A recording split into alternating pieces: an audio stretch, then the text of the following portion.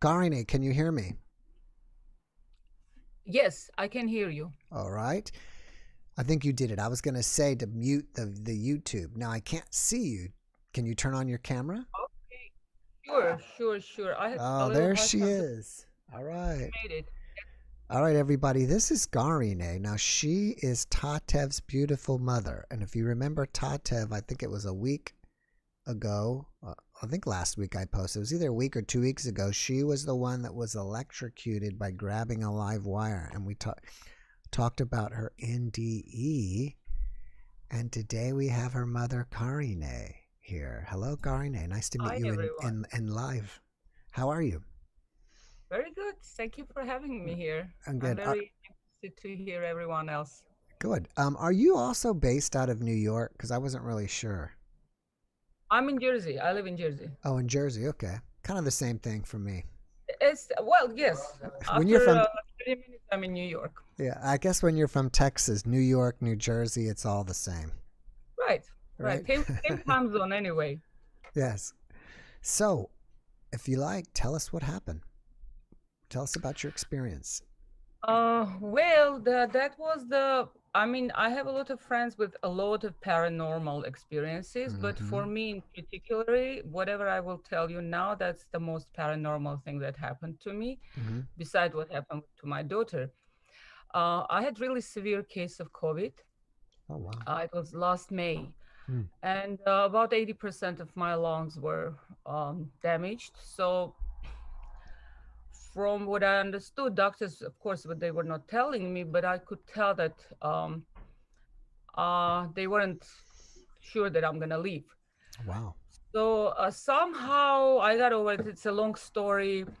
I guess whoever had COVID, especially severe case, they're familiar. It kind of plays games with your brain.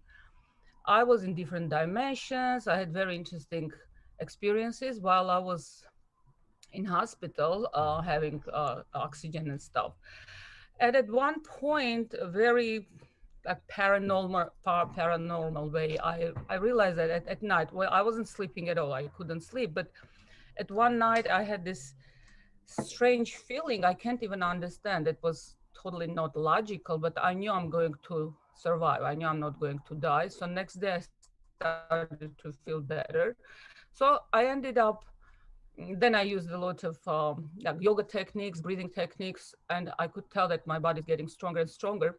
The nurses would help me to just slide from the bed, lie down on the floor, to do my like weird breathing techniques and stuff. So miraculously, I went home with the oxygen and everything. So this is the first night I'm sleeping at home, having oxygen with me. And in my dreams, I'm seeing this. It was very real. They told me I have to go home. I'm fine. And then I'm alone in a room that I spent like 2 weeks. And there was a huge window. That was the only thing I have connection with the outside. So I was seeing the tops of the trees and I was seeing the birds flying, constantly just lying, have no power to do anything but just breathe. So I decided to move to this window, and I remember thinking in my mind that, you know what, I'm not going home carrying all this negative energy with me. I have to leave this energy here, then go home. Then I came to that window, huge window, which kind of symbolized freedom for me. And before I even opened my mouth, some weird thing happened to me. Right from my stomach, very huge power of air, like it was a like hurricane was coming out of me in such a strong uh, like stream that it was touching my voice cords. I didn't mean to scream or anything, but it was touching my voice cord, and I was making all these weird noises. If not my husband, I would end up thinking it just was a dream and I didn't scream. But then he woke me up and I said, "What did you hear?" He goes like, "You were screaming, you were making some weird noises." Mm. So the noises was happening. I remember in my dream what surprised me, first of all, the power of that wind coming out of me, and I couldn't understand where it was placed in my body. There were no way I would have that power in my stomach. And then it was so strong that it was touching my voice cords, and my voice cord was just making noise without me even wanting to scream. And it sounded very much like, I heard stories in churches when people trying to get rid of, like, they pray to get rid of evil in somebody, Right. and that somebody makes these strange noises. Yeah. So that was the noise that was coming out. And well, before it happened, my intention was to get rid of negative energy, to leave that negative energy in a hospital before I get home. In reality, I was already at home, but in my dream, it was very real.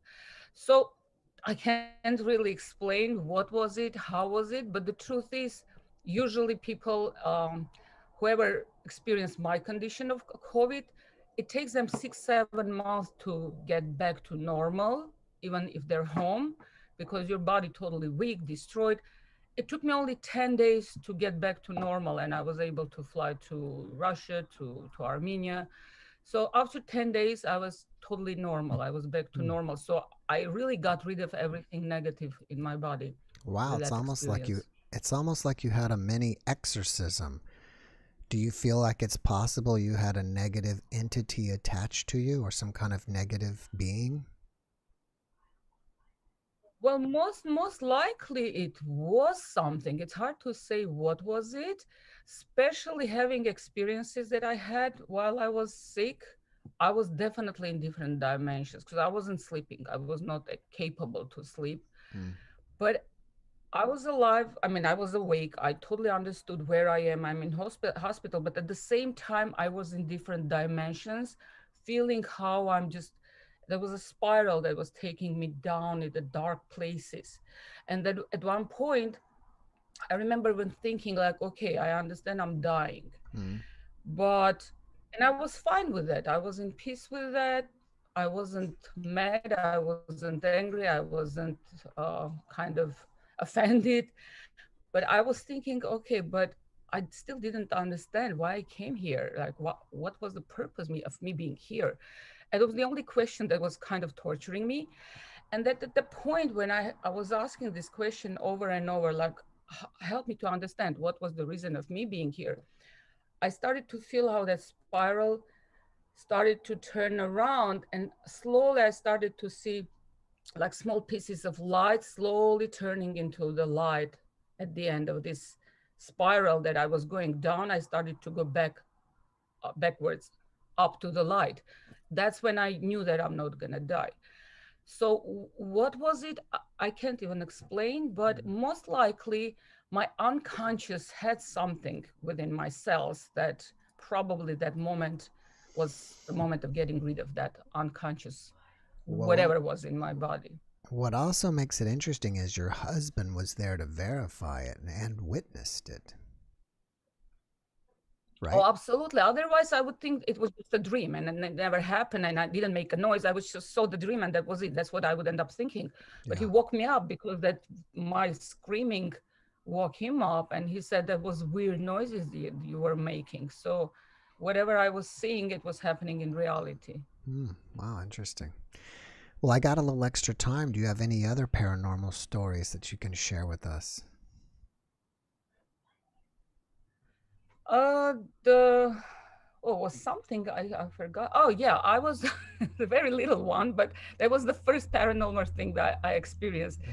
I'm very much into Wim Hof breathing technique. I don't know Oh, if you're yeah. familiar. I I know really of love it. him. Yeah, and I'm planning to visit his retreat in Spain in June. So that was my first thing when I started to breathe because it's quite different breathing than regular. So at the very beginning, it was. Oh, sorry. Hello? Yeah, I'm sorry. Sorry, That's someone all was right. calling me. Sorry. That's okay. So it was literally second or third day. I had this very strange but very pleasant feeling that I got plugged to electricity and my body started to get some kind of interesting vibration. At the beginning, the vibration was like each cell of my body was vibrating in different frequency. So my body was kind of jiggling. That's what And I don't know, my husband wasn't home, so I couldn't ask if it Mm. really happened, but the feeling was like on a physical level, I was jiggling because different parts of my body was kind of getting different frequency. And then after a while, I don't know how long it took, all these frequencies came as one, and I started to feel how some cloud of energy lifting up from my body. It wasn't like I didn't see myself from outside.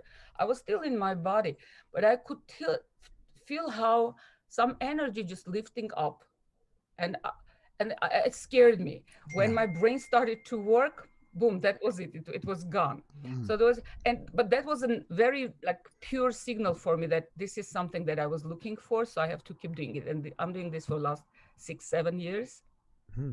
I would like to look into that and take a class if like, just at least learn some basic because it's pretty it's been around a while and a lot of people are into it and I think I've only heard positive things about his technique. Oh yes. It kind of Well, he's telling that. Yeah, go ahead. Oh no, I was just gonna think that I would wonder if you were by breathing either activating your pineal gland in some way that it's almost kind of like a kundalini experience. Dr. Joe Dispenza talks about I saw Probably. I saw on his thing on Gaia that if you put your head in a certain way and breathe a certain way, you pump the cerebral spinal fluid into your pineal gland and that kind of activates it. So I wonder if that's what was going on for you. Right. From what I understood, I kind of tried all different techniques. I went to Joe Dispenza's week retreat as well, Oh, intense wow. week retreat. I, and it seems like they all talk about the same thing. They use different words, they Mm-hmm. present it differently, but it's all about the same. So Joe Dispenza explains this differently, how to try to get to your pineal gland. Mm-hmm. But when Wim Hof is telling his breathing techniques, at one point you inhale and hold it as long as you can until you have this urge to breathe. And then the breath you take, you try to push maximum pressure to that area of your pineal gland. He doesn't say pineal gland, but he says push into your eyes as much as you can, put pressure, and that's exactly where it is. So maybe it's combination of several things, but definitely it embraces that area as well. So Mm-hmm. most likely. What kind of results did you get, or what did you get from your week long thing with Joe Dispenza? Well, the biggest thing I learned, the most amazing thing was wherever you turn, there is any person you go and talk, they're all open to talk about stuff like this, which is not common thing in a regular life. People look at you like you're crazy when you talk about stuff like this. Mm-hmm. And over there, everybody's open and Right. everybody's very, very curious about anything unknown.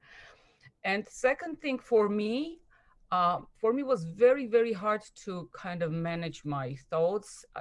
They just run around, and I'm not the only one. I know it's a very common issue for a lot of people. I learned to control my mind. I learned how to calm down my mind during those meditations, and I learned a little bit of healing. I'm with a group of Joe Dispenza now. It's International Co-Heal organization that does a lot of free healing online for Mm. people. So I became a healer a little bit, Hmm. and I can control my mind. Let's put it that way. Would you say that it was worth it to do the week long thing? Absolutely, absolutely. It was very difficult at some point. We were in Cancun, like the right next to the ocean. But I didn't have time to swim even. We were Hmm. meditating and practicing nonstop. It was very tough, but it was good. Hmm. It was everything that I was ever curious to find out. It was the like beginning of the big journey of, as he calls it, he says, a modern language of spirituality, not spirituality, it's mysticism, is science. Now, scientifically, a lot of things that used to be considered as mystical things are very explainable, and it was very pleasant to see that connection between two things that used to be considered as a separate. now science explaining all this um, previously unknown and mystical things that people experience. Yeah. Are you still doing, or do you do any of his meditations anymore? Or do you do something else? Of course, I do. I do every day. I do his meditation. I do Wim Hof breathing, and I actually create my own kind of techniques, combination of those things. I'm explorer director by my nature, so I constantly explore things and then I direct my own way, my own things. I'm into it. If I don't do meditation 2 days, I feel like I kind of lost myself. Hmm. It becomes addiction. You can't do without it. Right, right.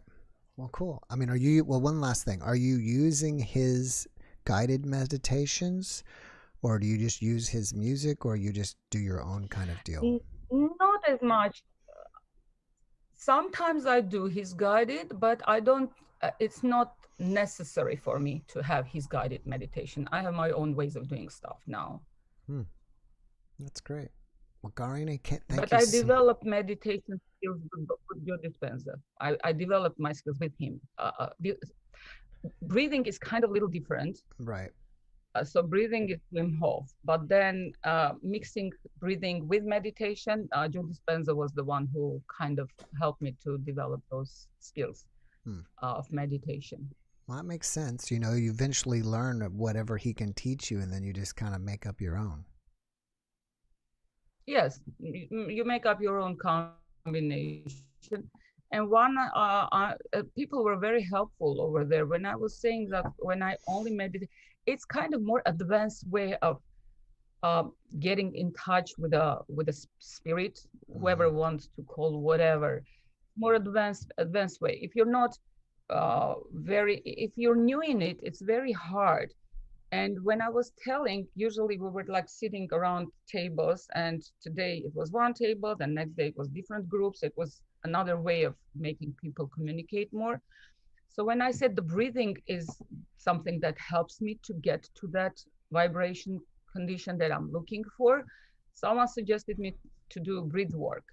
And that was something that really, it's very like quite intense breath work that also makes huge changes in your body. You just feel it in your body. And well, my body responds to this kind of, extra strong activities, because only meditation was not doing anything to me. Now I can only meditate and still good. But at the beginning, my mind was not allowing me to just be focused or calm down. I was not calming down just by meditating. But the breathing puts me in a state that eventually you become one with the flow of energy around you. Hmm. Well, that's cool. Well, Garni, I got to run to the next person. I got somebody waiting. But thank you so much for coming and sharing with us, and it was a pleasure meeting you in person here. Thank you too. Thanks a lot. It's a All pleasure right. to watch your channel every time. Oh, thank you, and I hope you come back and I see you again. All right. Have a great Me too. weekend. Thank you. Bye bye.